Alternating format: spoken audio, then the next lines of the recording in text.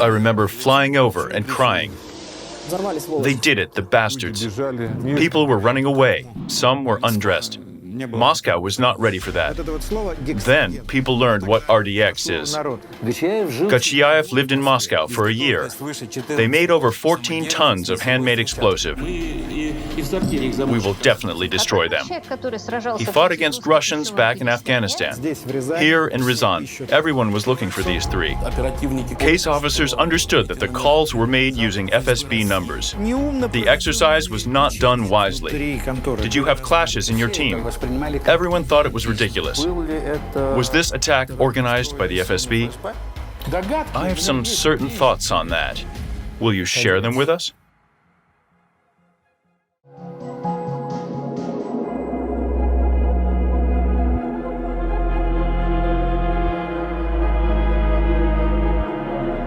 Hello, friends.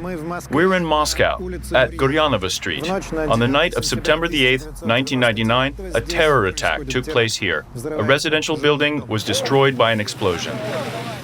4 days later, another apartment house was bombed, nearby at Kashirskoye chaussée. 3 days after that, the same attack happened in Volgodonsk, in the Rostov Oblast.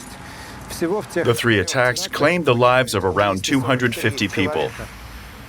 In 1999, the attacks were terrifyingly frequent. Previously, the city of Buynaksk in Dagestan had faced the same fate. Manege Square in Moscow had seen explosions too. The bombings at Guryanova Street, Kashirskoye, and Volgodonsk were united into a single investigation case, which was unofficially named Explosion of Residential Buildings. I remember how terrified people were in Moscow and other cities. Terrorists aimed to spread fear among the population. At the time, they were very close to achieving their aim, because most of us lived in the same residential buildings. At that time, people felt their lives were under threat. But there's also another fear. While researching this story, we received a record number of refusals when we asked people for interviews. It was the first time I was told the topic was too dangerous to discuss. Let's honestly say why. One of the versions says that these attacks were organized by the FSB in order to start the Second Chechen War and help Vladimir Putin come to power. It was the Ryazan bombing that was prevented in September that served as evidence to this theory. Our channel does not provide the audience with ready-made decisions, nor are we involved in politics. Our goal is to communicate the facts. We decided to take a closer look at these bombings for a simple reason. We believe it is inappropriate that there should be a taboo on discussing a dark story in our recent history that is still terrifying the nation today.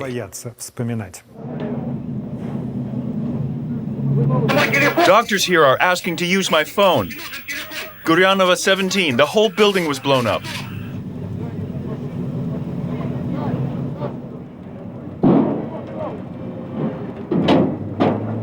I heard the sound of an explosion. Then I saw the smoke.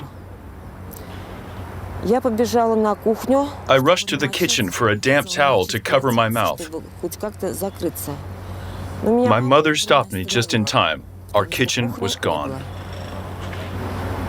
We heard people crying, asking for help, but we were unable to walk down.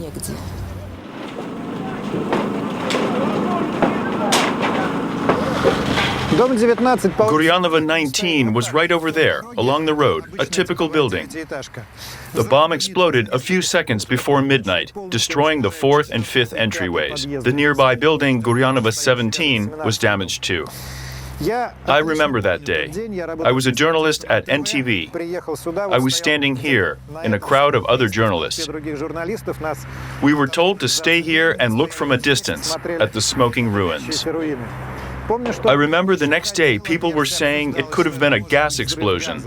In the evening, everyone knew it was a terror attack. I remember that everyone began to feel really worried. everyone began to realize it was a threat for everyone in this city. 10 days later, the ruins of Building 19 and the nearby Building 17 were demolished. Soon after that, these new apartment buildings were constructed.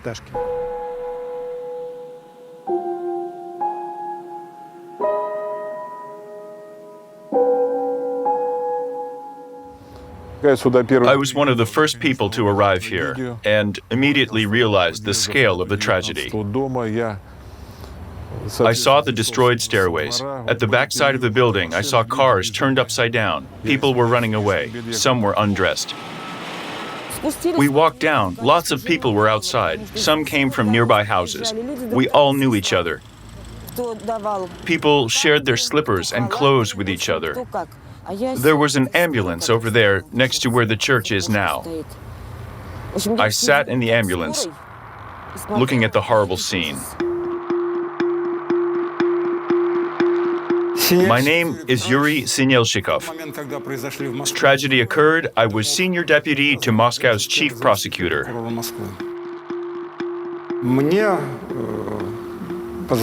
I received a phone call from a prosecutor who was on his shift.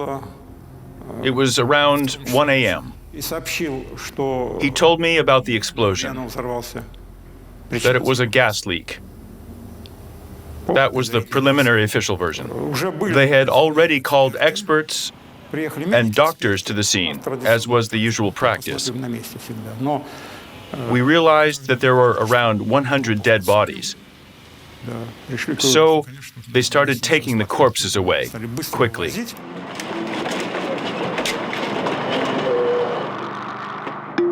My name is Katerina Katrikadze. In 1999, I was 15. I was a student in my last year. You were in Tbilisi at the time. Yes. You said that you were supposed to be in Moscow, in that building with your mother. That's correct.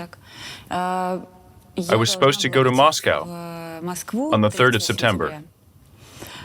To go to school? Yes. My mother was waiting for me. We had an argument during our last phone call. She said that I had to return on the 3rd, but I insisted I had to stay longer. How did you know she was home during the bombing? She talked to her aunt a few minutes before the tragedy. It was around 11:50 p.m. She said she was about to go to bed. The FSB reported that 4 more corpses had been found in the ruins, 3 women and 1 man.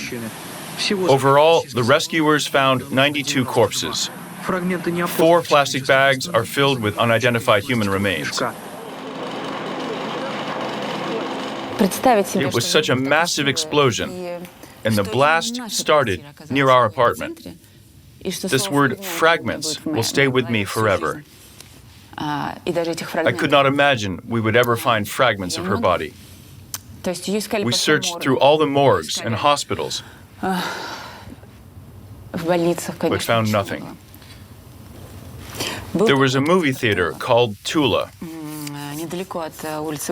It was on Guryanova Street, not far from our house. They organized a rescue center there. I was invited to have a look at the table with people's belongings. I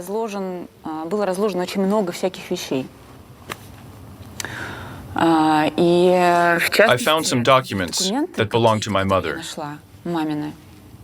They remained safe, but no remains of my mother were ever found. Later, I was told that some things could have flown outside because the explosion was so intense. I found her earrings, and some of her documents were also there. And I found a red jacket that had been given to me there. I continued to wear it for a long time.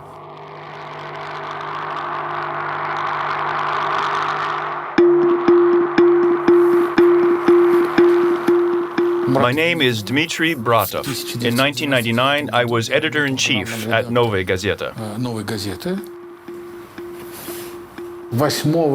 On September 8th, 12 hours before the bombing on Guryanova Street, our editors received a call. The caller wanted to talk to Major Vyacheslav Izmailov. He was involved in our reporting on the Chechen Wars. For those who may not know, he was involved in negotiating the exchange of war captives and hostages on behalf of Novaya Gazeta. So reaching out to him is a certain Alexander Kapnadze. Who's that? A terrorist. In 1995, he was a war captive of either Shamil Basayev or Khattab, field commanders of the terrorists. I don't remember, but I think it was Basayev. Kapnadze reported that a bombing was being planned. We sent this guy to the Regional Directorate for Combating Organized Crime. What happened to him there? What happened next was a mystery. And one of the biggest mysteries was the guy was being interrogated. And at some point, Kapnadze simply left the place. He just stood up while he was waiting to be interrogated. And he left the building. No trace of him was found in the documents. His name was not mentioned anywhere, not in the courts, nowhere. Warrant Officer Alexander Kapnadze. He simply disappeared. Yes, he was actually a witness, so he was probably under some witness protection scheme. Probably he was even killed and buried somewhere on the outskirts of the city, in a cemetery outside Moscow. My name is Oleg Aksyonov. In 1999, I was head of information management at Russia's Ministry of Internal Affairs. We took every possible measure to seal off the city, activate all available resources to look for possible terrorists. We worked with civic organizations and special departments. Everyone was involved.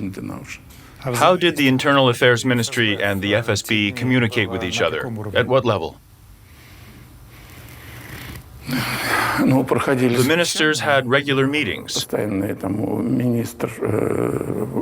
Rushailo of the MIA and Patrushev from the FSB had regular communications. It seemed they had a good relationship. I had never seen explosions of that kind. I doubted that gas theory. Then they reported it was not gas. You're saying the version about a terrorist attack appeared right away? Well, the terrorist attack version appeared right away, but here's what's interesting. With the first Moscow explosions, the government always tried to do everything it could to stop us opening an investigation into a terror attack. They didn't want people to be worried about it. They did not want people to have fear. Investigators who came before me initiated a destruction of property case instead of a mass murder case. That version existed only for a few hours, when they saw so many corpses and when they found explosive elements. The preliminary conclusion was that it was caused by explosives, not gas. The official version was that it was a terror attack.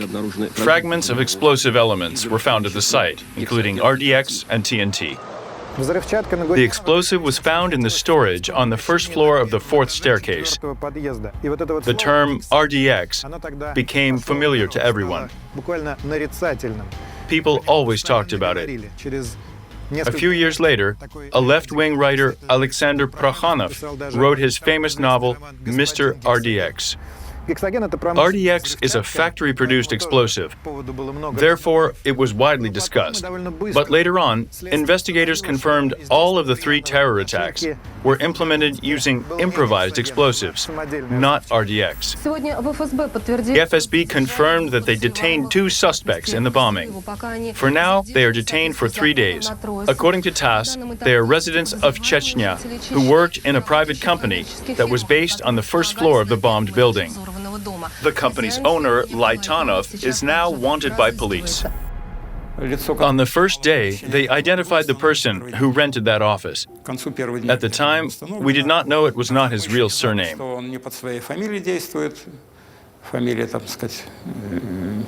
There were some different identities. He basically used fake ID. That was obvious from the beginning. His real surname was Gachiev?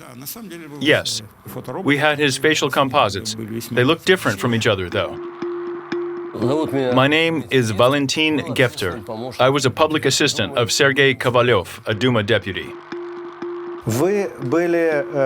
You were a member of the Civic Investigation Board that worked on the Moscow explosions. Yes. But in the beginning of 2002, if I'm not mistaken, when this board had just been formed, I was not a member. They only had deputies in the team, like Sergei Yushchenkov, Yuri Shikachikhin, and Sergei Kovalyov. The next night, after the bombing, all the special services were involved. The source of the explosion was immediately detected. And Mario Blumenfeld was taken to a detention center because he had rented that storage place on the first floor. Mario proved that he had rented out that place to another person. He showed his ID. So Mario was asked to do a facial composite of his tenant. He saw the tenant twice. The first time was when they discussed the rent, and the second time was when they signed the agreement. So he saw the suspect twice. A police composite sketch was created.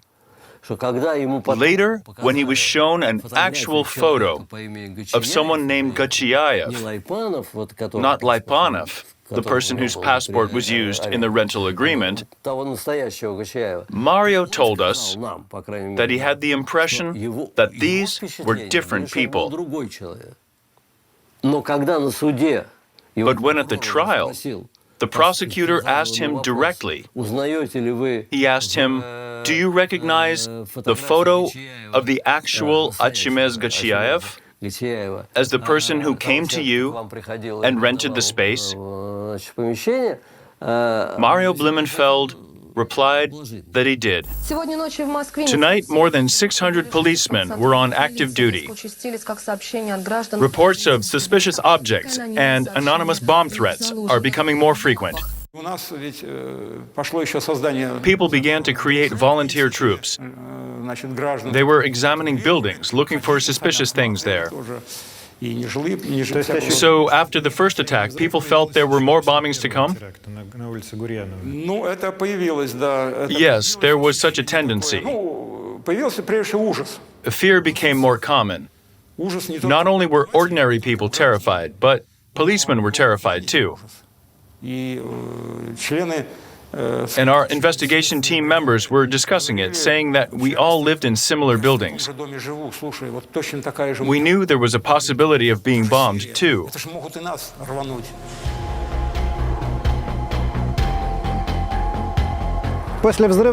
After the first attack, all district policemen were sent to check non-residential buildings. Dmitry Kuzavov was one of them. It had been his first year of service in the police. He had to search through 12 apartment buildings, including building number 6, that used to be located here. There was a furniture shop called Eva in the building, which was rented out for around $1,000 per month. Kuzavov arrived at the building, discovered unknown bags, and left. He came back the next day. He wanted to double-check that room. However, the door was closed. No one was there. Kuzavov spent some time there and left again. On the morning of September 13th, the building was bombed.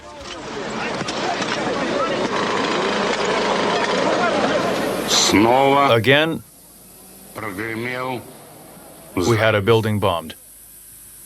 Again, we have victims. Terrorism has declared war on the people of Russia. Unlike the house at Guryanova Street, building number 6 was made of brick. Therefore, it was destroyed completely. Almost everyone who was in it, 124 people, died. Only 2 people survived, Yuri Safontsev and Maxim Misharin. Our flat was right on top of the place where the RDX was stored. Everyone asked why I'm still alive. They say I was lucky to have been thrown out of the window. Well, that's not quite right. Because the explosion wave raised the house up from this side. I remember when it happened. The whole building was flying. And I was flying for a long time. I was falling and screaming. Is he alive? It was a horrible Sunday night. It was a tragic, horrifying night that turned our lives upside down. My parents died that night.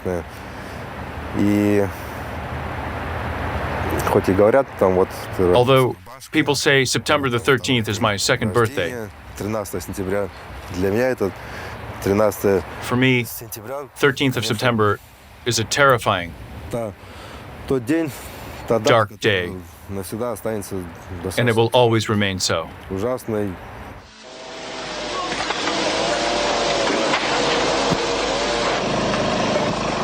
The building had completely collapsed. Steam was rising up, it seems.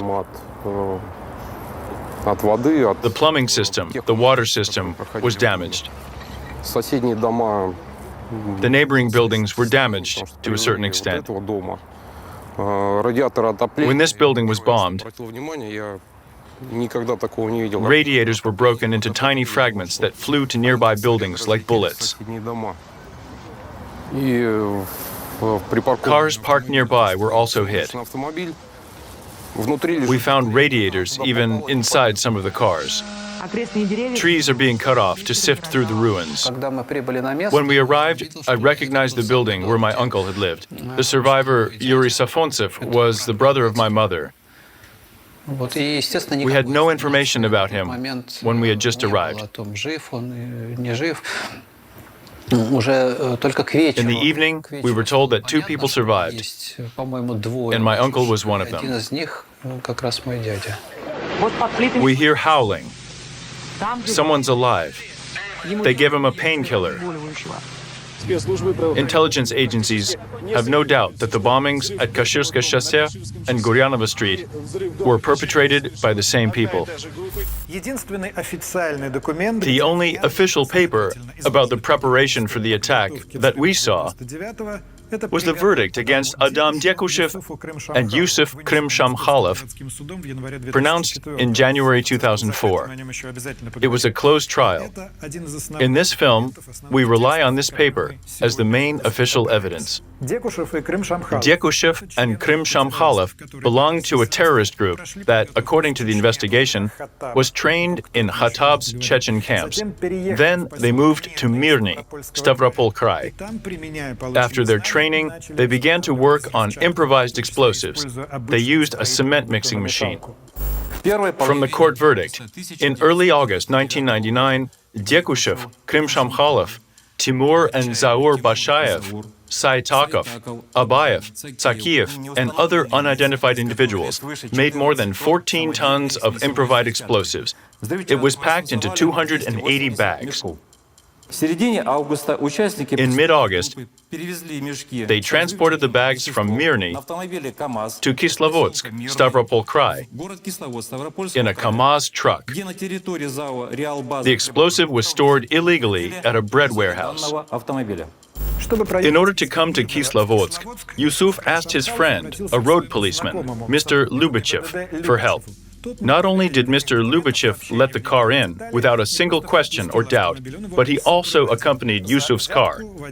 He received a 50-kilogram bag of sugar as a bribe, its value 420 rubles. Later on, Lubachev was sentenced to 4 years in prison. Early September 1999, Dekushev, Krimshamkhalov, Gochiayev, Bachayev, Saitakov, Abayev, Sakiev, and other unidentified individuals transported the explosive and firing devices in a Mercedes 2236 from Kislovodsk to the place of the bombing in Moscow. There were more than 10 tons of explosive disguised as sugar. Moscow was not ready for bombing at that time. What do you mean?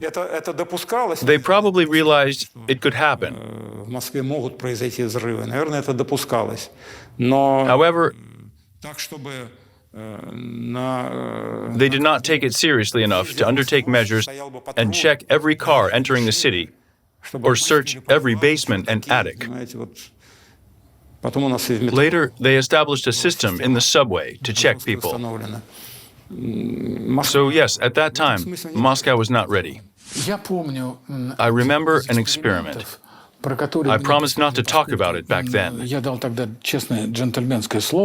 police decided to carry out an experiment on whether it was possible to bring explosives to Moscow.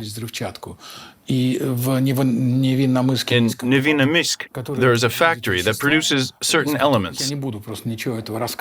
I will not name them. If you mix them in the right way, you get a powerful explosive. This team managed to get from Nevinomysk to Moscow by paying several bribes.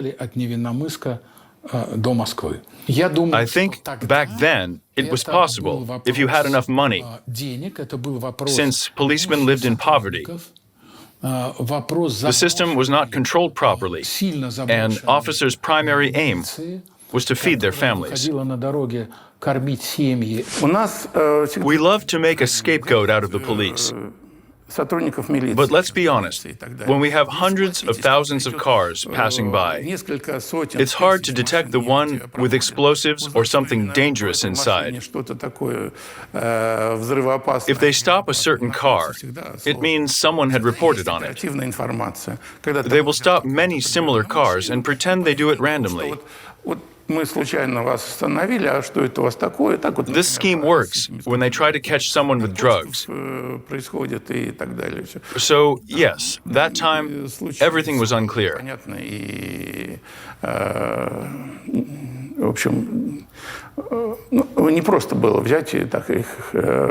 It would not be easy to find that car. Early September 1999, Guryayev rents a few warehouses in Moscow. Krasnodarskaya Street, 70. Guryanova, 19. Berezovsky Prudy, 16-2. Kashirskoye Chaussee, 6-3. More than 10 tons of explosives and firing devices were stored at the rented warehouse on Krasnodarskaya Street. Guryayev had lived in Moscow for almost a year. I may be mistaken, but for several months, for sure. He established a company called Brand 2, the company that rented the warehouses. I think he had a few trading companies. My name is Alexei Stavitsky. I'm the former director of Public Relations Center and ex-senior deputy of the Administration for Assistance Programs at the FSB. According to the investigation, Guryayev was a rather successful businessman. So he knew Moscow very well. He knew how to strike deals. Did the FSB have evidence to prove he was a terrorist? No. There was no such information, at least nothing that I am aware of. So he was not a suspect. No, he was certainly not. He's likely to be the one to have committed the crime. He is likely to have organized the bombings and managed everyone, I think. And he is still on the wanted list. Yes, he is. He might have been killed. He came to Moscow accompanied by Bashkir Saitakov, Ravil Akhmiarov, and Hakim Abayev. Abayev was murdered in 2004 in Ingushetia. Saitakov was murdered on his way from Grozny, winter 2000. We know what happened to Gachiaev. On October 6, 2000, there were 4 simultaneous bombings, 2 in Pyatigorsk and 2 in Nevinomysk. On December 8th, 2 cars exploded again at the Pyatigorsk market. And on March 24, 2001, the road police of Cherkessk, near the village of Adigi Khabel, stopped a car driven by a Karachay man. They noticed that the car's fuel tank was sealed. The fuel was supplied from a plastic canister via a pipe. The police wondered why the car looked that way. So the car was sent to an impoundment lot in order to have a closer look.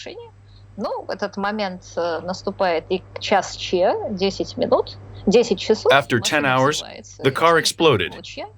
The experts who were looking at it were blown up too.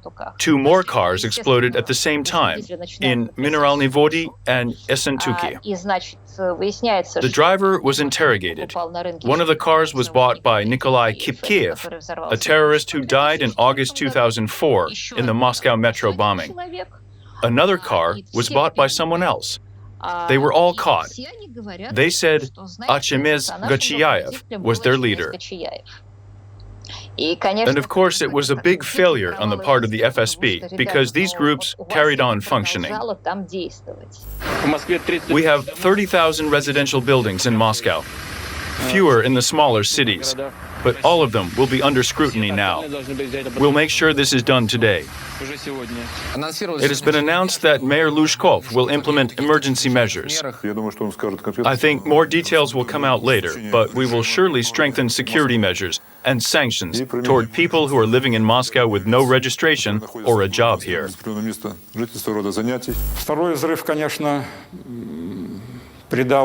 The second bombing worried people a lot more. People realized there were more bombings coming up. It was expected. Did they manage to prevent some explosions? Yes. The one that was planned at Berezovsky Prudy. Fortunately, they found the explosive and, so to say, removed it. As it usually happens, the plot of this story is related to many other stories that live their independent lives today and travel across the internet. One of them was announced by a Duma speaker, Gennady Seleznyov. On September 13, 1999, he delivered a speech at the Duma meeting. There's no video, but his speech was written down. He said the following: "Hello, dear colleagues. Today we have a national day of mourning. Let's begin our meeting with honoring the memory of those who died in Dagestan and Moscow. We have just received a message from Rostov-on-Don. Another building was bombed in Volgodonsk last night.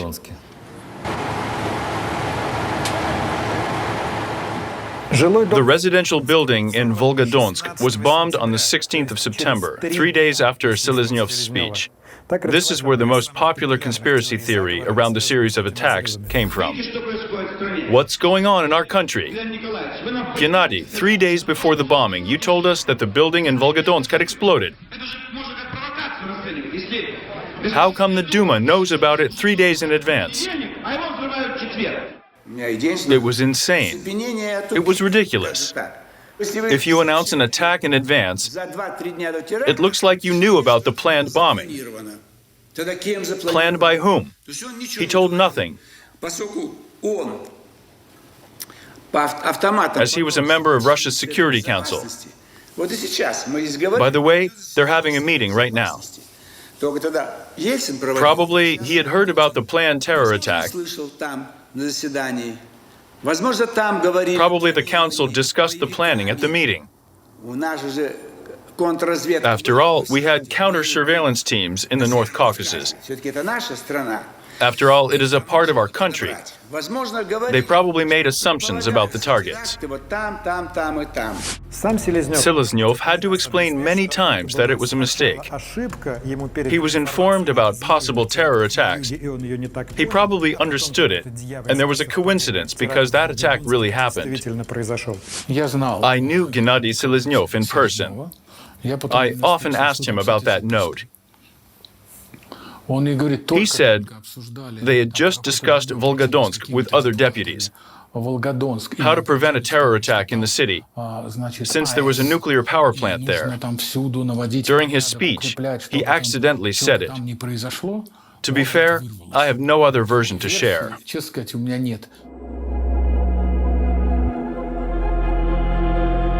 We're in Volgodonsk. It's a big city, 200 kilometers from Rostov-on-Don. On September 16, 1999, another explosion took place here. Two parts of this building flew into the air. This building used to be longer. Stairway number 4 used to be here. A Gaz-53 truck filled with explosives was parked next to it. Later, we will talk about it in more detail. 19 people died, dozens were injured, more than 16,000 directly affected. The lives of the people of Volgodonsk were now divided into two, before and after the bombing. When I was doing my makeup before starting my shift, I was thrown over there. I remember nothing. My daughter was in an intensive care unit after surgery. Why do we talk about this bombing, along with those in Moscow? In 1999, many terror attacks took place in Russia. Again, we look at the court verdict that was mentioned earlier, a part of which is still top secret. Based on its evidence, the attacks in Moscow and here were organized by the same group. After Gachiaev took some explosives from Kislovodsk to Moscow, Krim-Shamkhalov, Bachayev, and Dekushev took the other part of the explosives to Volgodonsk. Why exactly Volgodonsk? Because there is a big dam, hydroelectric power station, and a nuclear power plant in the city. They were initially going to bomb the dam, but after arriving, they realized the dam was a well-protected site, so they decided to bomb a random building instead.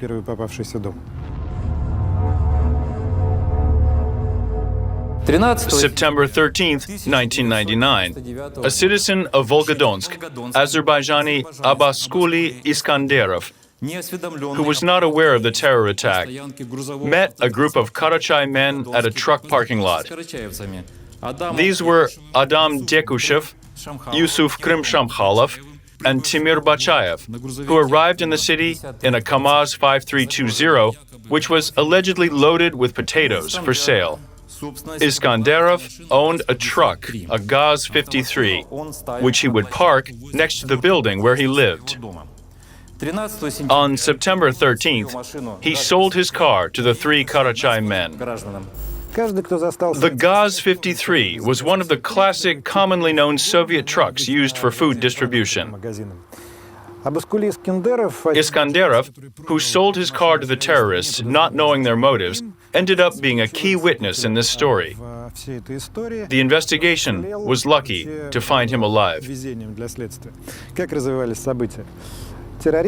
When the terrorists and Iskanderov agreed on the purchase, they gave him a deposit of $300 and about 2,000 rubles. They said the potatoes had already been loaded and promised that the next day, the 16th of September, they would collect the truck and sign the documents. They also asked Iskanderov to take care of the truck for one more night. Being an honest man, Iskanderov parked his truck next to his building and stayed in it the whole night. But the early morning was too cold, so he headed home. It saved his life. There was no potato in the car. Instead, there were 4 tons of explosives, a detonator, and a timer set for about 6 a.m.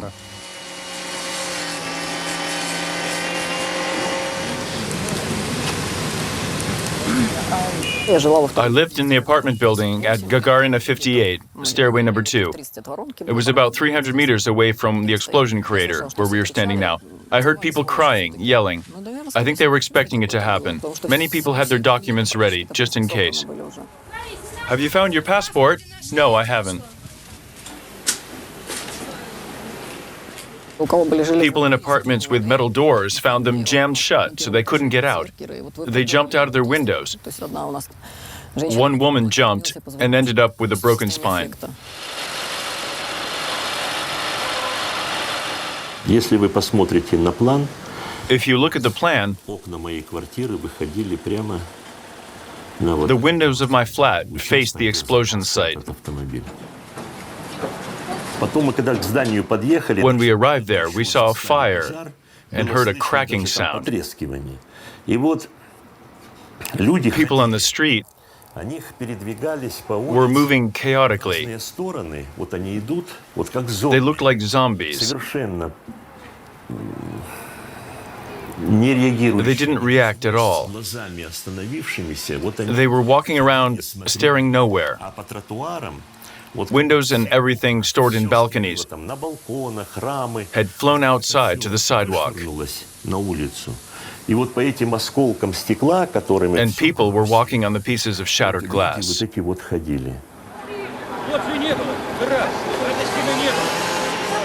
Directly across from the Volgodonsk building was a police station. At the time, people here thought they were protected better than others.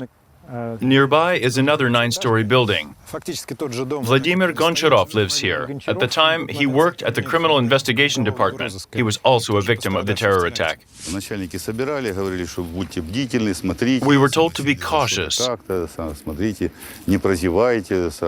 We were keeping close watch. All of us had to report if something was wrong in our area. To report to the FSB? Yes. The local police were told to do the same. Everyone listened to the instructions and theory, even took notes, but in reality, no one had stopped that car with the explosives, which was parked right next to my house. I lived on the 6th floor. My balcony windows were blown away. Even my toilet ended up in one of the rooms. September 1999. After the terror attack in Volgodonsk, Krim Shamkhalov drove to Chechnya and entered a community established by foreign citizens. Emir al-Khattab and Abu al-Walid, Abu Umar and Abu Jafar, that created an illegal army group, Muslim Institute Caucasus. Here's what was happening in Chechnya after the First War. In August 1996, Aslan Maskhadov, then president of the unrecognized Chechen Republic of Ichkeria, and Alexander Lebed, secretary of the Security Council, signed the Khasavyurt Accord to end military activity. The Russian army left Chechnya. Status of Chechnya was to be further discussed. Chechnya entered a period of chaos. People went missing. Stolen cars from all over Russia were taken to Chechnya. Some people traded stolen oil. Maskhadov was technically the president, but the warlords wanted to make their own decisions. Shamil Basayev was one of them. By that time, he had already participated in a number of attacks, such as the Budyonovsk hospital hostage crisis, and in 2004, he organized the Beslan school siege. Basayev wanted to become a liberator of the Caucasus, like Imam Shamil, leader of the Caucasus resistance to Imperial Russia. He was supported by Arab jihadists who came from the Middle East. One of them, born in Saudi Arabia, was called Khattab. Khattab began fighting against Russia back in Afghanistan. And as ordinary citizens who lived in the North Caucasus told me, his interest in Russia started when he was watching TV. Suddenly, he saw shooting and heard the word Chechnya, which he never knew before. He asked what Chechnya was. And having found the answer to his question exciting, he decided to fight against Russians in Chechnya. Like other radical Muslims, Khattab was fighting for the Islamic State. He was not fighting to liberate Chechnya, but to combat Russian soldiers. Therefore, he had tensions with people like Maskhadov that were fighting for independence and were not going to build the Islamic State. Camps organized by Khattab trained people from all over the North Caucasus, including Gachiaev, Krim-Shamkhalov, and Dekushev. In early 1999, the struggle between Basayev and Maskhadov, the Ichkerian president, was at its peak. Basayev decided it was time to go all in and spread jihad to neighboring regions. In August 1999, more than 1,000 militants under the leadership of Khattab and Basayev invaded Dagestan. Maskhadov condemned the action, but he could not really prevent it. On the 11th of August, they began to fight Russians in Dagestan. Contrary to Basayev's expectations, the Russian army was supported by the locals. They were fighting in Karamaghi and Chabanmaghi. It was a prologue to the Second Chechen War and also boosted popularity of then Prime Minister Vladimir Putin. He personally came to Dagestan. Dagestan was, is, and will be a part of the Russian Federation. According to the official version, the bombings in Moscow were revenge for the defeat in Dagestan. Is it true? It's true to a large extent. First of all, I would like to start with the bombing in Buynaksk, September 4th, 1999. It's important because those who left the truck near the building were caught. There were two trucks that were supposed to explode within 2 hours of each other. The first one exploded at 9:45 p.m., while the second one did not explode at all, because the terrorists completely lacked the organizational skills, just like our policemen at the time. Documents of the terrorist were found in the unexploded truck. They did not try to hide anyway, as they thought they were involved in jihad and were about to liberate Dagestan. They wanted their names to be known and honored. What did this have to do with Moscow? Well, we were able to judge only by Khattab's words, because before the bombing in Buynaksk, he promised to strike back at Russia. And indeed, after the second bombing in Moscow, Basayev and Khattab changed their attitude. Today, Basayev announced that he had nothing to do with the Moscow bombings.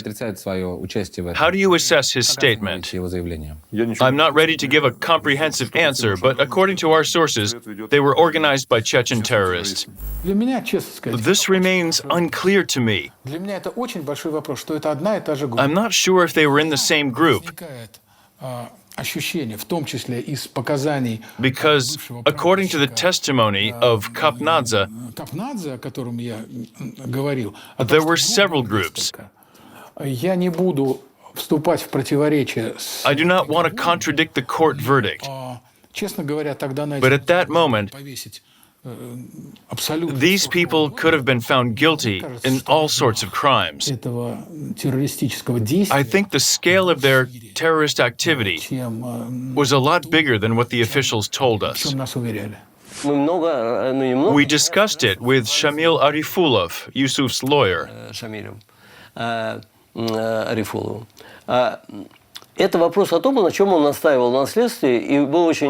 Shamil wanted the investigators to compare the composition of explosives сравнение следов разных параметров взрывчатых веществ с складов в Кисловодске, found in the warehouse in Kislovodsk, Berezovsky prudy, Volgodonsk, Moscow, and we would also add the so-called RDX in the sugar bags in Ryazan.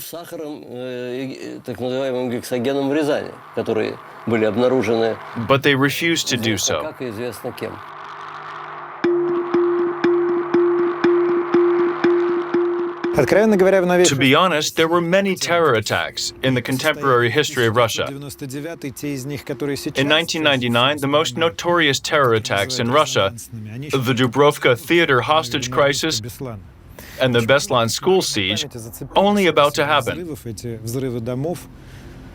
So why do people remember these apartment building bombings so well? Why do they remain mysterious and terrifying? Probably it might be explained by the planned bombing that was to happen on September 22, 1999, in Ryazan, Novoselov Street, 1416, but was successfully prevented. This story will go down in history as Ryazan's sugar. A local resident reported that she saw someone searching through basements. We came there at 10:30 and discovered explosives and a detonator. That same night, on his way home, bus driver Alexei Kartofilnikov saw a suspicious car parked next to the basement door. Its registration plate was covered. Two men and a woman came out of the car. They took plastic bags out of the car and took them to the basement. Since a few bombings had already happened, everyone was alarmed. So Kartofilnikov called the police. By the time the police arrived, the three had already left. They found the bags with a detonator on top. Experts checked the air with a gas analyzer. It appeared to be RDX. The whole city was on guard. Citizens and the intelligence services. Everyone was looking for the three people. It lasted for 2 days. After that, Moscow's FSB announced that it had been an organized military training and that the three people were FSB agents.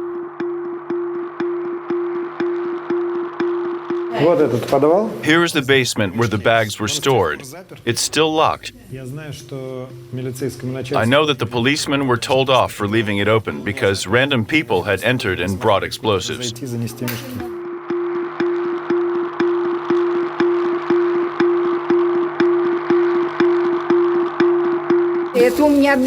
It was my daughter who insisted on contacting the police.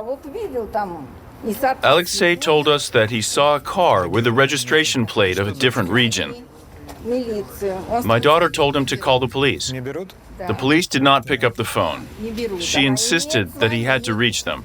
So he had been calling and calling until they picked up. I arrived there in a police car. I understood the situation. I took safety measures to evacuate the civilians and to check all nearby buildings for possible explosives.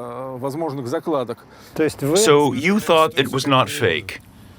Of course, because situations of this kind do not happen very often.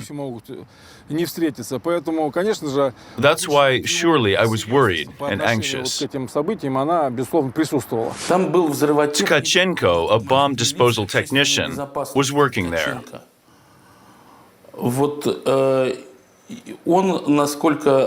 And as far as we know, some of the explosive was taken from the bag.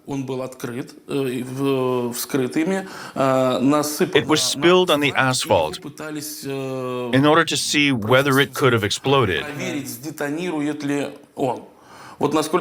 I think it did not explode then. Later, they carried out a proper assessment. They used gas analyzers, which showed traces of something similar to RDX. Tkachenko concluded it was an explosive. Residents of the building were evacuated to the Oktyabr cinema. Not everyone was evacuated, though. People who could not walk were left behind because everyone was in a hurry. I know about at least one woman who stayed in the building.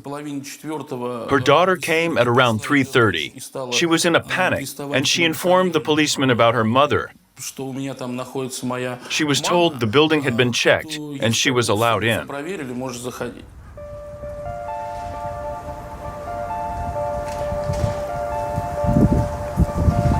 The only thing I remember is that I was scared to death. I was scared of the uncertainty.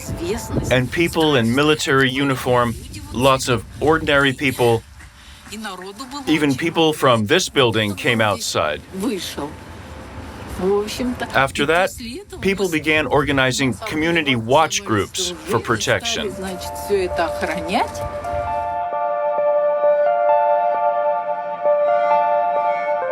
I would say the city was in a panic. Because people realized they were vulnerable to terror attacks. They realized it was not far away anymore. It was very close to them.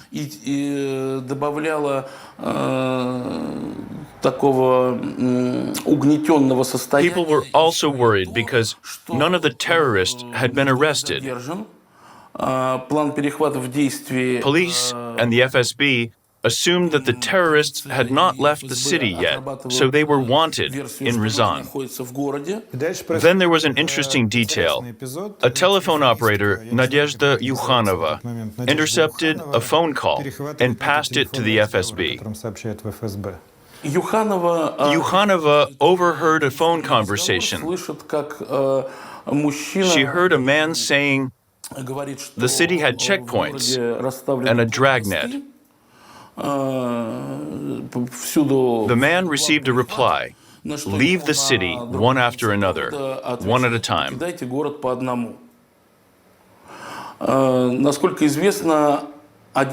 As far as I know, one of them managed to leave the city in the car that was noticed earlier. The car was found in Kolomna later. The car had been left there, but no one was around. 2 people were arrested. Wait a second, did they check who was calling from Moscow? Yes. That's perhaps the strangest thing in this investigation.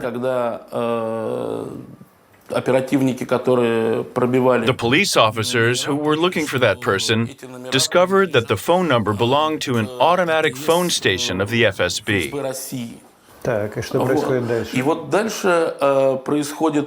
Next, the most interesting thing occurs, which is the police were told to stop the investigation. Despite the fact that the FSB representatives never disclosed it, but several people were detained. The police officers had done their job well, but were told to stop and pass the case to the FSB. They showed their IDs and took over. From what I understand, the arrest was not an easy one. It was done harshly. Then we do not know what happened to the detained. They were sent to Moscow because they unexpectedly turned out to be FSB colleagues. My name is Nikolai Nikolaev. I was the head of a show called Independent Investigation on the TV channel NTV. On September 22nd, it was announced that a terror attack in Ryazan was successfully prevented. Right. 2 days later, you attended a briefing of the Ministry of Internal Affairs as an NTV journalist. The briefing was attended by Vladimir Putin, then the MIA minister, and then head of the FSB, Patrushev. Correct. Rushailo was given the floor. In his speech, he was very proud of the fact that the attack had been prevented. He praised his colleagues, saying they did a good job. We have some positive tendencies. The prevention of yesterday's terror attack in Ryazan proves that. Everyone was happy and proud that they had prevented the attack. The police were highly praised. And I decided to talk to Patrushev, which was hard. But I knew where he was going to go on a break. During the break, they obviously went to the cafeteria. I knew the area really well. I stood behind the guards, but being able to see the corridor. I noticed Patrushev, and I asked him for a short interview for NTV channel. He came over to me almost as if hypnotized, and we talked. I asked him questions that were unrelated to the terror attack, including some questions about their meeting that day. So you didn't expect breaking news from him? Not at all. I only asked what part of the meeting he found most interesting. He said everything was good. The only thing is that in Ryazan, the police did not react well. I wondered why he thought so. And he said it was only a training. First of all, there was no bombing planned. Secondly, they had not prevented it. It was a training. The bags were full of sugar. There was no explosive. I told Rushailo about it. After Patrushev finished the conversation with the journalist, I informed Rushailo that Patrushev had told the press it was just a training. To put it mildly, Rushailo was very surprised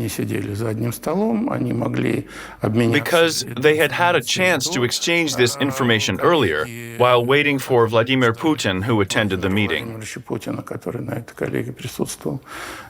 Strangely, Patrushev decided to share this info with journalists, but not the minister of the MIA. I was getting on well with Rushailo's press secretary. We knew each other. And despite his status, he gave me a call to say Rushailo was in a panic. He was completely shocked. He was terribly humiliated. It's obvious what is happening to journalists in such situations. We urgently looked for a cameraman. I headed there too, having called Alexander Sergeyev, who was the head of the FSB in Ryazan. I wanted him to comment. At first, he refused, but we said it was too late to say no, since many TV channels had already been talking about it. The press secretary of the MIA agreed. Now it's impossible to imagine, but at the time, they were all open to the press.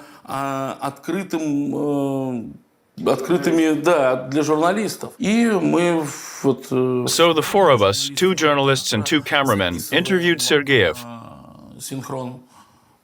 who said it was indeed a training. He basically approved Patrushev's version. When we asked him for more, he said they were not aware of the situation.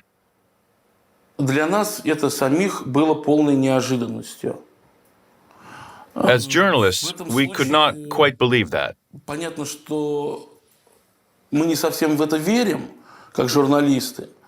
Although people from these organizations are trained to hide their emotions, we could still tell he was sincere. He was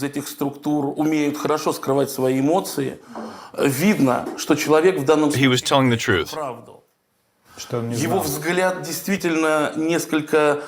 He looked lost. He hadn't slept for 3 nights. All of his colleagues were working hard trying to prevent the attack, to discover it was done for nothing. And I think it was hard for him to make it public. Here's another episode that would be hard to imagine now. Half a year after the incident in Ryazan, NTV channel released Nikolai Nikolaev's program, Independent Investigation.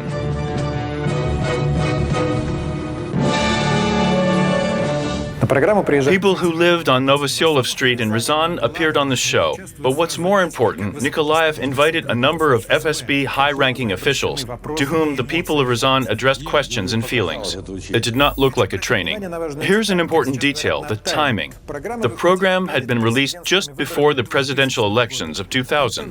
NTV channel belonged to Vladimir Gusinsky, who opposed Vladimir Putin. The race was dramatic. On the one hand, Yevgeny Primakov, supported by Mayor of Moscow Lushkov, and on the other hand, Vladimir Putin, supported by Yeltsin's family. At the time, Gusinsky and his channel demonstrated their support to Lushkov and Primakov, while Boris Berezovsky, the owner of Channel 1, was loyal to Vladimir Putin. Channel 1 news presenter Sergei Dorenko harshly attacked Lushkov and Primakov. This week, Moscow's mayor lost his conscience and honor. By the way, there was a confrontation between Channel 1 and NTV, I remember it well. Was it easy to convince the FSB to participate? We need to understand that at the time, they did not try to keep everything secret. I think it was even too easy. I feel they might have received relevant instructions on how to reply in order to make the situation clear. Just before the program was released, the FSB closed the Ryazan RDX case, which had been initiated in September. And in your program, Stanislav Voronov, a deputy investigator at the FSB, reported the results and disclosed the training plans. Let's take a look. In accordance with this order, police and security services were supposed to conduct anti-terrorist trainings all over the country, signed by Patrushev and Rushailo. Well, it could have been true. One could infer from this bureaucratic language, it means that even if Rushailo did sign it, there was nothing about the Ryazan trainings. That's true. So, theoretically, the speech fits the narrative. But in practice, at the time, Rushailo was head of the Anti-Terror Commission of MIA. It's hard to imagine that the head of the commission was not informed about the training in Ryazan. He should have been given a report. Do you think it's possible? There might have been some confrontation between the FSB and MIA. It's possible. But in this case, the price of this training was probably too high. Sergeyev resigned very soon after that.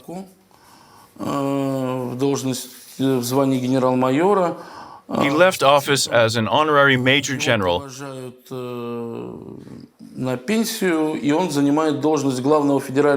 and then was appointed as the leading inspector of the institution of presidential envoys.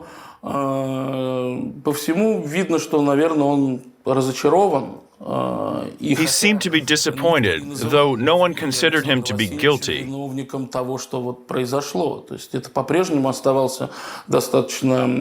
still didn't mind being in touch with journalists. However, this topic was taboo for him. So what was in the bags, sugar or explosives? It was sugar, 100%. I remember they did multiple checks on that.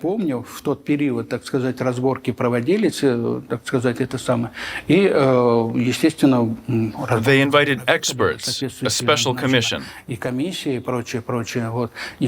And finally, they proved that there was no explosive in the bags. Some sources say the testing device was not clean enough, but this device costs over $20,000. It has to be checked multiple times. It has to be cleaned regularly in a special way.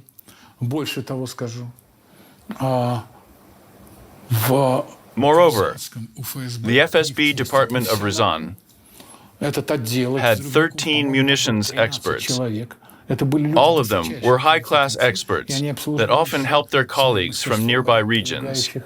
That gas analyzer had never been used to detect RDX before. Therefore, no trace of RDX could have stayed on it from previous inspections. They took 3 small samples and tried to blow them up using their own explosive device. They failed. Can we be sure the test was transparent? Maybe they mixed it the wrong way so that it wouldn't explode. Are you sure? Exactly. We cannot be sure. Was it a training or an incitement? We don't know. Their aim was to show Ryazan FSB agents as professionals who found a bomb and saved civilians. Unlike the FSB in Moscow and Volgodonsk, they wanted to show that they could prevent a terror attack. Moreover, they also managed to show Chechen and Caucasus terrorists in a bad light. I think that was the idea. Normally, in such situations, a criminal case is initiated.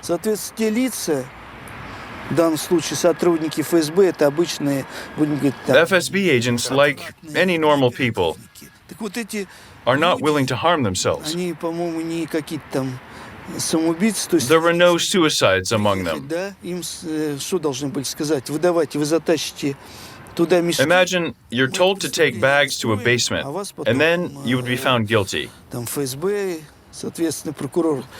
Then you would be imprisoned for 15 years.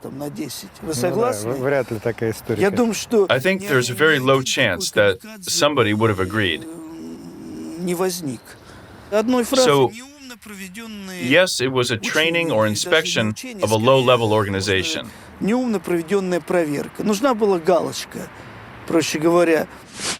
Have you received any results of this training? Yes, we received feedback about all the staff that took part in it.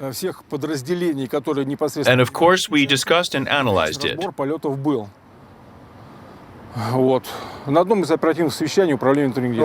What feedback did you receive? What mark did you get? It was satisfactory. Can we imagine now what the moral and financial damage was? It's been half a year since the incident. At the time, Gusinsky opposed Putin. So, did he give you any instructions on how to do the program? No, he did not. Maybe I sounded like I did and there was an attempt to make it harsh. The program indeed raised hard questions, but it just happened. Here we have all the evidence related to the case. It's sealed in this bag, but we can't open it without the investigator. But we have it here with us. In the audience, the people who lived in that building asked to open the bag. They were ready to believe only if the bag was opened, but he refused because it was classified. You were saying that there were clashes between the three departments, the heads of which were discontent. We thought the whole situation was ridiculous. It was very silly on the part of the people who organized it. Perhaps they wanted to curry favor or they wanted to look for a way to solve this problem. Their excuse was, we wanted to see how people react. And they did. Yes. Well, we all know how people reacted.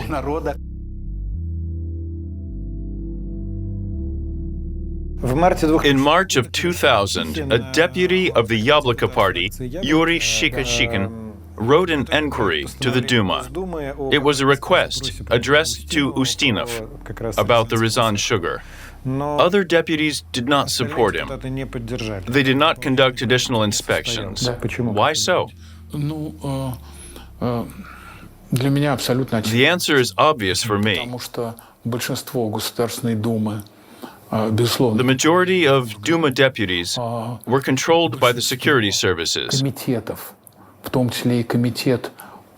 The majority committees, including security and anti-corruption committees, were managed by ex-security services staff, so their influence in the Duma was significant.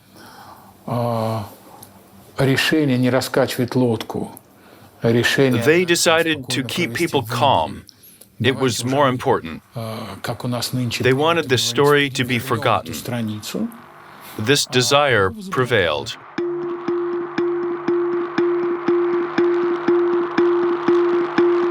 It was after the incident in Ryazan that the theory about the FSB organizing the bombings was institutionalized. It happened in 2002, as Yuri Felshtinsky and Alexander Litvinenko wrote a book, FSB Bombs Russia. Yuri Felshtinsky is a historian who had immigrated to the USA.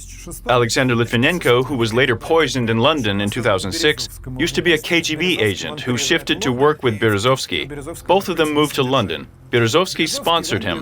Berezovsky moved to England in early 2000 since he had tensions with Putin. As the book FSB Bombs Russia came out, Berezovsky became one of the supporters of the version that the FSB and Putin personally were behind the bombings.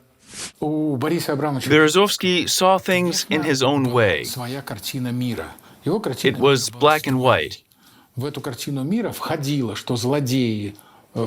He thought people in military uniforms were villains who were willing to commit any crime in order to seize power. That was his attitude.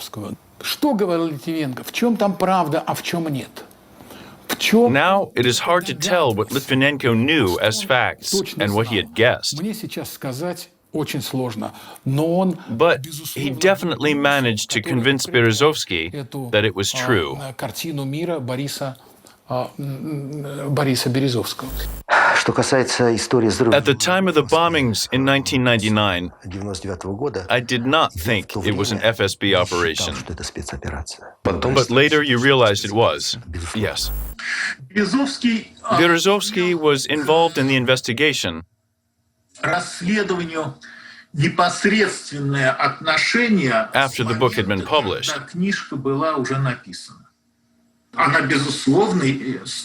The book was a great weapon.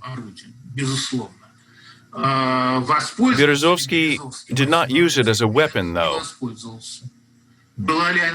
It was still a good weapon. Berezovsky's merit was sponsorship of the film Assassination of Russia.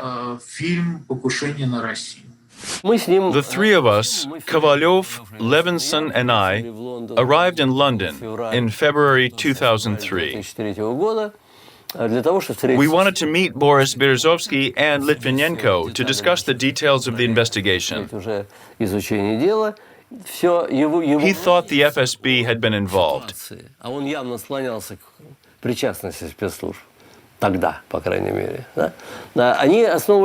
His opinion was supported by circumstantial evidence that was provided by Litvinenko and Felshtinsky.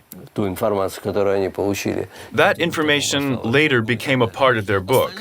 The rest of the information sounded vague. There were some stories, he told us what they had in common with Putin, gave an overall review of the political situation. It was not very useful for our investigation. The FSB staff had done many things wrong. They were neither competent nor active. Moreover, they lacked analytical skills. But suspecting the FSB staff that they had... Of course, it's impossible. There is no way that could have happened. No way at all. Even from the standpoint of personal safety. Because each one of us, no matter what our position, title, or rank, understood perfectly well that if we had been asked to carry out some kind of undercover plot, they would be instantly committing a criminal offense. Why did they do it? Why did they need this kind of training? Why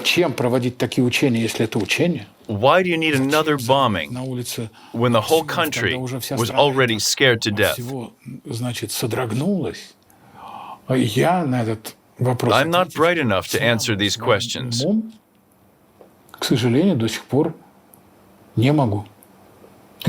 I only have some thoughts. Will you share them with us? No. How can I prove it? They should have explained it properly, in public, after it had happened. Yes, after. All right, they failed. It happens. But they could have explained their initial plan.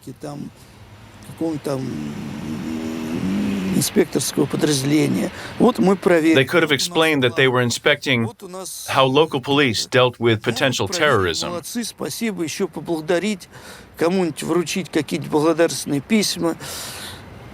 They should have apologized to the residents. They did not do that. Of course, it caused uncertainty. After they announced that it was all a training, did Sergeyev come to see you? No, none of them came. Oh wait, some people came from Italy, the USA, Germany. Journalists? Yes, but none of them were Russian. They come here almost every year. They didn't come this year though. Oh really?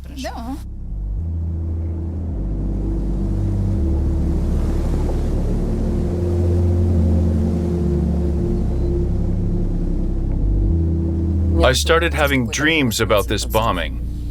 I told my doctor that I lost my consciousness during the bombing. He said my consciousness could still hear it.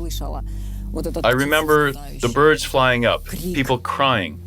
I used to have no fears. After the bombing, I often wake up to a terrible fear and a desire to cry. I've never seen anything like that. Not before nor after. I saw an increasing flow of people. No extra budget was sent to offer them psychological assistance. The help they received was limited, but we tried to offer what was available. I heard after the bombing, all these people began to wake up at the same time. Why so? Yes, we call it 6 a.m. syndrome. It was an interesting observation. People could not sleep all night. They were alarmed. They looked for threats outside. It lasted until around 6 a.m. After the time of the bombing, all of them went to sleep.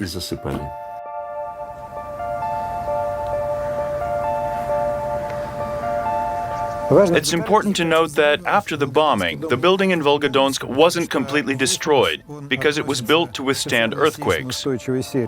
But obviously, the larger part of the building was destroyed.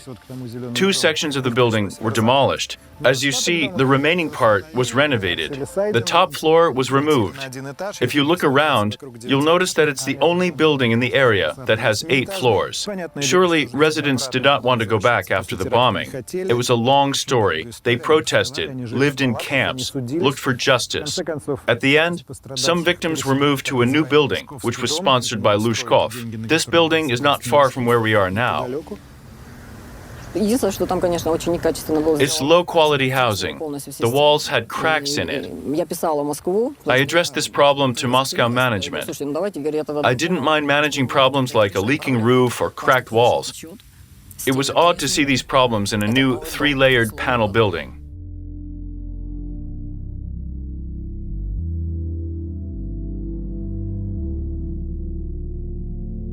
We had to quickly evacuate people from Guryanova 19. Firstly, because there was a possibility of more damage. Second, if that building remained, we could have ended up with more problems due to the cracks in the walls. Also, people wanted to go back to their flats, so we had to be quick. We decided to demolish the buildings.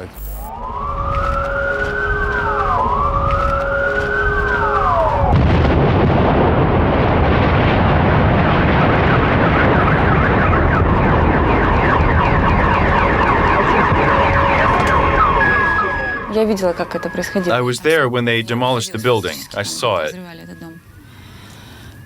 It was creepy, because the person closest to me died in the bombing, and then I saw another bombing. Nothing was left. Then they built new buildings. They were very quick. I think it's the worst solution they could have come up with. I will never forgive our authorities for that.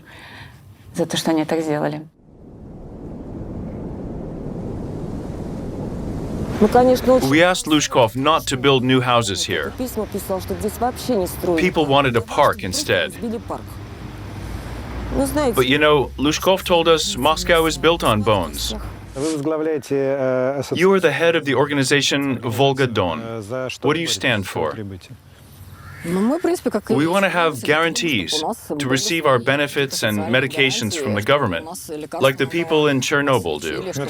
Essentially, you bring together and support victims of the terror attack. Yes. Tell me, please, why do you think there should be a nationwide organization and a law that supports rehabilitation? I want people to be equal. As far as I understand, right now there is not a national law. Say, people in Moscow, St. Petersburg, and Volgodonsk receive different benefits. Correct. And in Beslan, it's different too.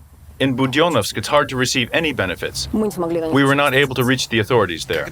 When we talked about money, a lady standing next to us wanted to join. I think you should go around and ask people about Irina Khalai. Shame on you. Elections have ended. What are you talking about? What elections? Excuse me, who are you? I'm the co-chairperson of this organization. You used to be. Legally, I still am. Can you introduce yourself? My name is Alexei, and you? My name is Natalia Kulikova. I'm the co-chairperson of Volgodon. So you used to work together? Yes, we had nearly 1,000 people in our organization. And when people asked Irina to make a financial report, she said members of the organization, the victims, took over the money.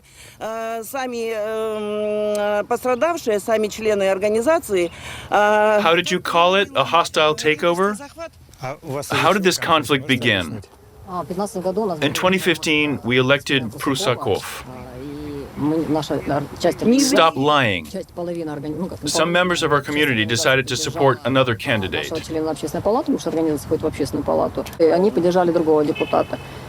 So you had political tensions. Yes. What parties were represented? All of them are deputies of the United Russia Party. It seems we always run into this kind of thing when we're doing one of our reports. So we have people who want to help victims of terror attacks. Then these people begin to argue over money or politics. I don't know why it always works this way in Russia. Some sort of Russian fate or karma. Always the same.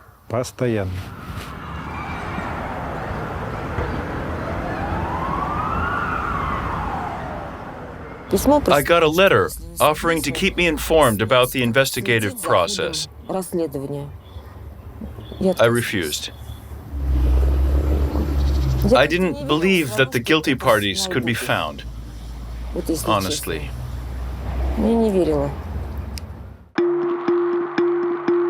A closed trial of Dekushev and Krimshamkhalov began 4 years after the terror attacks in October 2003. In January 2004, both were sentenced to life imprisonment. Other figures who participated in the bombings had been killed, except Achimez Kochiyaev, the leader of the terrorists. The official version says he is still on the wanted list. The unofficial version says he was killed. The trial was conducted correctly. No scandals whatsoever. It was a closed trial because secret materials were part of the investigation. They discussed information about explosives production and personal information like photos from the bombed site. My clients, people who said they were the victims, received 50,000 rubles each as compensation. That's it. Other people initiated a claim of 600,000 rubles as a compensation. It was addressed to both the criminals and the government. Обвиняемых и государству. Однако суд, удовлетворив иск на 100% полностью, то есть сумма иска не The court вызывает. satisfied the financial claims. However, they refused to admit the government as a guilty side. Признавать ответчиком государства, Российскую Федерацию. Суд постановил взыскать все They эти said the money was to be demanded from the accused. с указанных обвиняемых. I received 7 rubles compensation from Solikamsk prison. That's where the accused are imprisoned. Yes. And we asked why we received this ridiculous amount of money. The director of the prison said the terrorist received 800 rubles from relatives as pocket money. Their bank accounts are blocked, so some of us received a few rubles each as compensation. We sent the money back. The trial seemed fine to me. All the versions sounded straightforward, including the version of the accused. В том числе и версия стороны обвиняемых. И The accused were also given the chance to say whatever they wanted to. предоставлена возможность высказаться. After the book was released, Была написана книжка на меня I was approached by different people. разные люди. На меня One guy approached me and said he was Gachiaev. что он готов дать He said показания, he was willing to provide testimony имеет that he did not participate in the bombings. вообще никакого. Он говорит о том, He said that he did rent the storage place, but that he didn't do the bombing. взрыва по наводке или по He rented that place because his old friend recommended it. своего чуть незнакомого по школе. The friend turned out to be an FSB agent. Не называя его имя. Did he tell you the name? No. Когда? Батюшки. For heaven's sake, mention the name. Это же That's the единственное, only thing that что makes your дает story trustworthy. доверие, собственно говоря, рассказу. Тебя использовали в темную. Тебя If использовали. Gachiaev was used as a tool by his old school friend, Хороший знакомый. why did he not tell us the name of that person? Назови. Я скажу об этом позже. Говорит, Gachiaev promised to tell us later.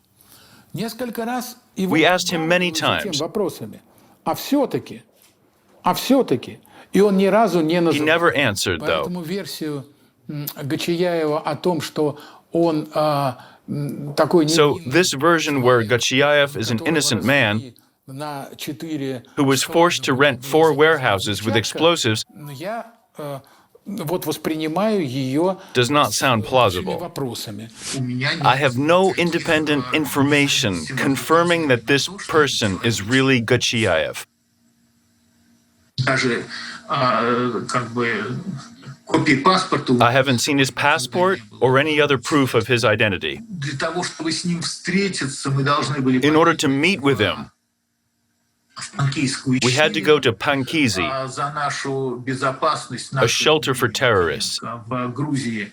Badri Patarkashishvili guaranteed safety for me and Litvinenko. He was in Georgia then. Послушай, вот я отвечаю за твою He безопасность. said he would be responsible for my safety in Tbilisi. Тбилиси я тебе гарантирую. За пределами My safety could not be guaranteed outside Tbilisi. Even Georgia's president could not guarantee this. Berezovsky's associates had the good sense not to go to Pankizi. They would have been taken hostage. They had been communicating with terrorists via written messages. It would have been reasonable to ask what this so-called Gachiaev was doing in Pankizi, a cradle of terrorism. It looked like if a Western journalist was sent a note from Afghanistan, written by Osama bin Laden, saying he did not take part in the bombings on September 11th, inviting him to Tora Bora, Afghanistan for a chat. That's ridiculous. В тот момент On the day that both of them came to Tbilisi, the Georgian police arrested a group of Chechen people. В этот же день произошла операция по задержанию группы чеченцев. Была перестрелка, многие были убиты. There was a mass shooting. Some people were killed. Krim Shamkhalov was injured. Felsinski and Litvinenko were terrified and had to come back. On that day, news about the arrested was reported in the media, so they were warned about it. Two of the other militants, Yusuf and Timur, before the arrest, declared that they were managed by the FSB, and they even provided a name. German Ugrumov, who worked at the FSB. He had died by that time. So I understand why his name was mentioned. He would have had no opportunity to reply. I think they knew German existed, but they were unlikely to know him in person.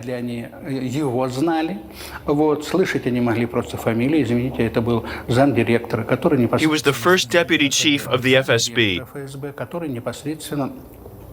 who participated in confrontation with terrorists in Chechnya. He was awarded Hero of Russia. We often visit his grave. How did he die? He had a heart attack. They also named Max Lazovsky, who was a crime boss, somehow related to the FSB. That's another mystery for me. The first mystery was the disappearance of Kapnadze.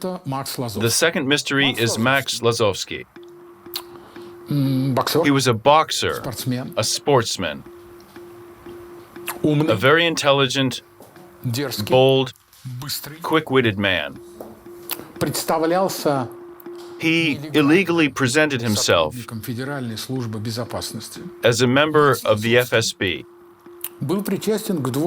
He was involved in two strange crimes. He took part in a trolleybus bombing. That attack happened before the buildings were bombed. I think no one died in that trolleybus attack, but his friend said Max convinced him this bombing was a task from the FSB.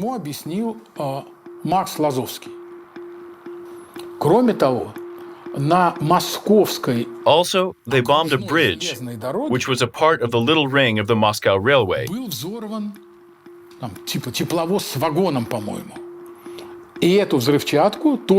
It was organized by Max Lazovsky.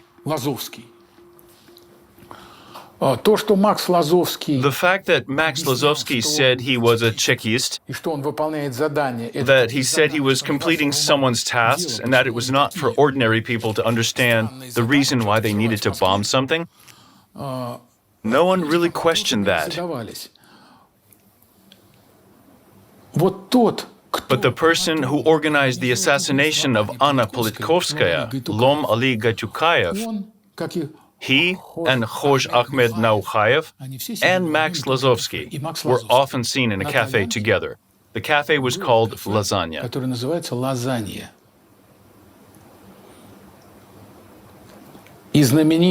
So the famous Lasagna organized crime group was named after that cafe.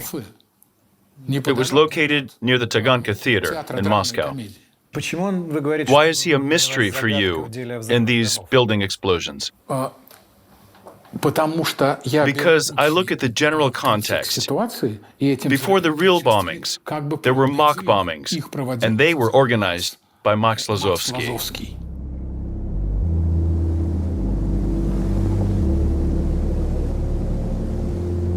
Do you think, after the bombings in Moscow and Volgodonsk, society was more ready to enter the Second Chechen War?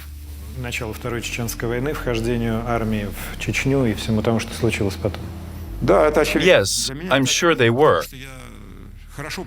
I talked to a lot of people, and I remember how they felt. I talked to them as an ordinary person and as a prosecutor. People asked me questions. Their attitude toward the Caucasus was changing. It was a real hate. Надо было людям объяснять, что, ребята, понимаете, террористы, I had to explain that not every person from the Caucasus is a terrorist. родились оттуда, там террористы. А было зачастую очень часто так, что вот In какой-то family conflicts, where a person from the Caucasus was involved, this person was always found guilty. участвует кавказец, значит, все, он виноват, обязательно, он виноват. I went to Chechnya in early 2004. I spent 6 months there. We organized anti-terror campaigns. We captured these uncivilized sheep herders. My wife and daughter were not injured, but it was hard mentally.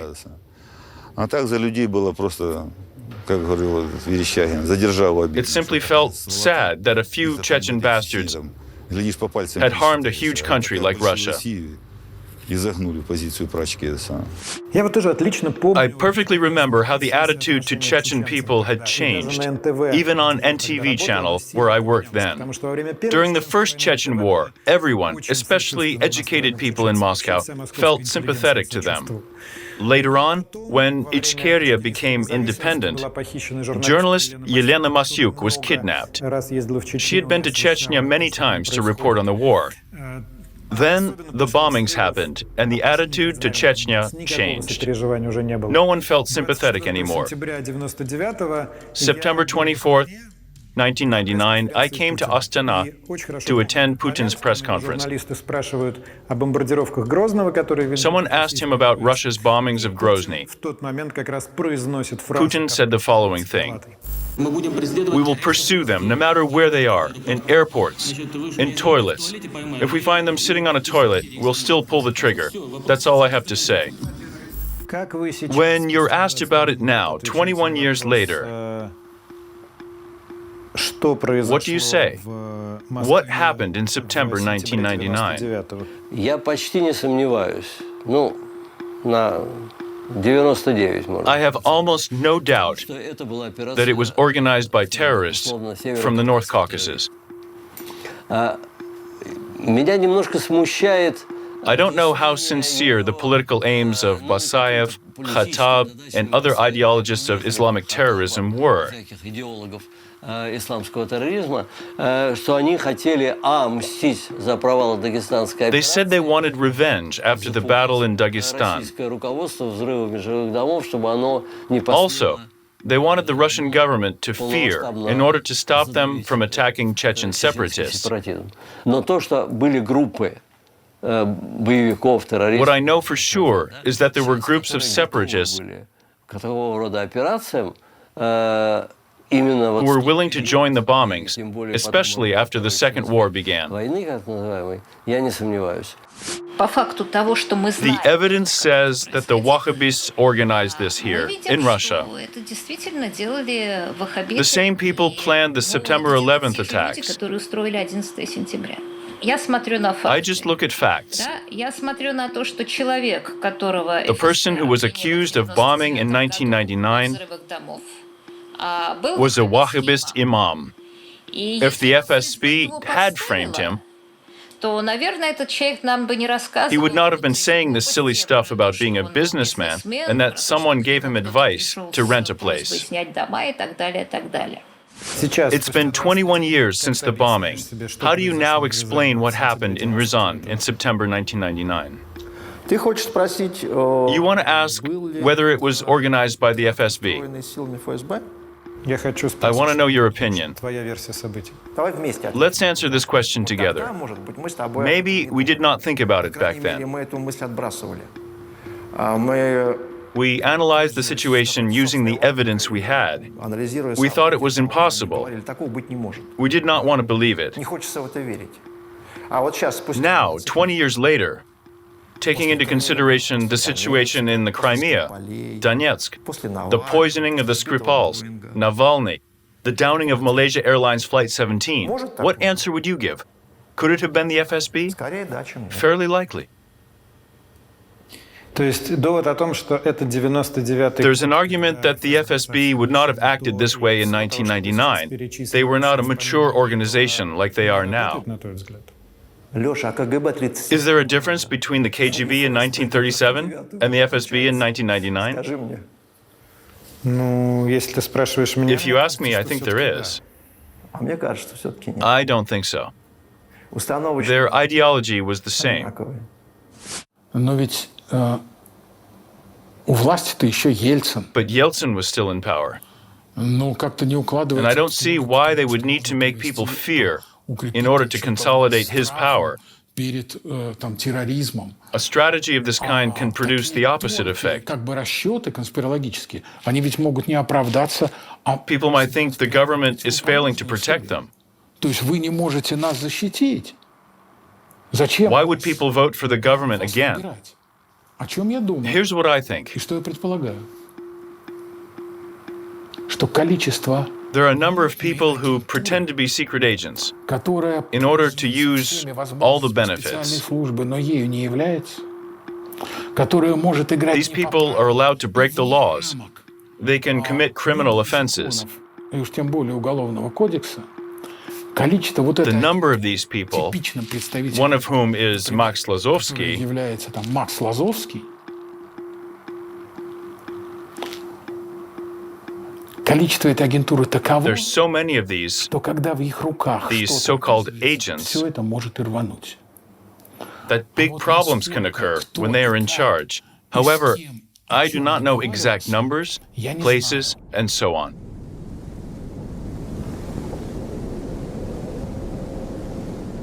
Когда ты приезжаешь на Гурьян, There's a small church on Guryanova Street, right across the road from the explosion site. через дорогу. И там есть такая бумажка А4, There's a list of the victims printed on a sheet of в которой paper. есть имена этих людей, за You can которых pray for them можно if you молиться want. при желании. И это все. That's it. Ребят, как How is that possible? знаешь, я когда приехала в Нью-Йорк When I came to New York, и увидела, как там I умеют saw how people there commemorate the dead. ужасно обидно. I felt so sad. Как каждый год Every year, they read the names of the dead aloud. On September 11th, yes. там произносят имя каждого. They read the name of every person. У нас как будто не было. Here it seems like these people never lived.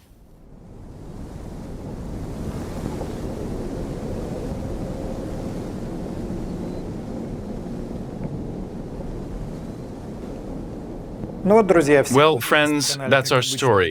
We tried to provide you with as much evidence as possible. I don't know what to add to the information we have already presented. I can only say what I personally think about it. I think the two accused deserve to be in prison now. I think Kashirskoye, who is still on the wanted list, was involved too. I assume he is dead by now. Причастны ли какие-то другие люди? I don't know if anyone else was involved. Стоит ли за организацией? Was the FSB involved? I personally don't think so. Нет.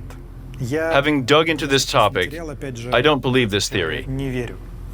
Проблема в том, I что think we should not speculate here on whether we believe or not. речь должна Here's идти the о question of доверии. trust. Согласитесь, это всё-таки These are разные completely понятия. different notions. А как раз доверие. There is a lack of лишнее trust важнее. between Главная people and the FSB or the government in В general. целом, у нас как раз-таки и нет.